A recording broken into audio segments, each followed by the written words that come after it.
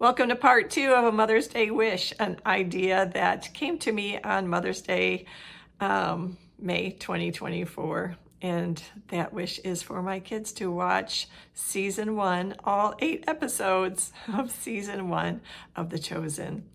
If you are here, I'm assuming you've already watched my first video and you have watched episode 1 of The Chosen. Before I share what I feel inspired to share regarding episode 2, I just want to go back to my first video and just kind of explore that mother's guilt that I talked about. I had to explore my own feelings. After I said that out loud, I did a little bit more reflecting on what those feelings were all about. And I realized it's not guilt over not raising my kids under any particular religion, because what is religion other than a group's interpretation of the Bible, God, faith? That I don't feel guilty about at all.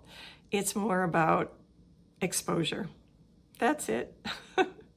So now is the right time for more exposure.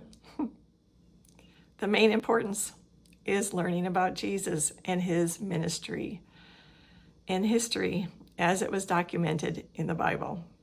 That's what this is all about. Sometimes there can be a fine line between faith and a lack of understanding. As simple as that. I know my faith has increased incredibly since I've acquired a deeper understanding. So episode 2 starts almost 1,000 years before the birth of Jesus. And it goes into discussions about Shabbat. So it's more introductions and some background information and helping to make more connections as the season progresses. Yusuf, a Pharisee, sees Mary transformed. He saw her when she was possessed, and he sees her now, and he recognizes the miracle that transpired. And he reports this, which leads to an investigation by Nicodemus. Simon continues his effort with his plan to release his tax debt. Mary plans her first Shabbat dinner.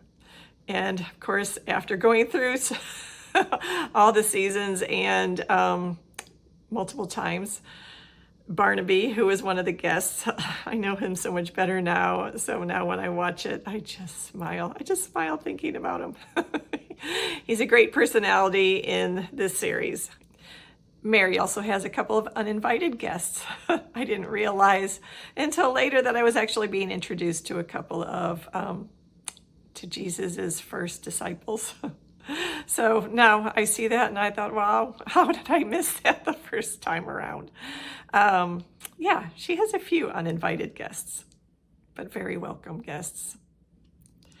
It just continues with a gradual introduction of Jesus's ministry and his gathering of his disciples. After this episode, there's 6 more. So I hope you keep following along.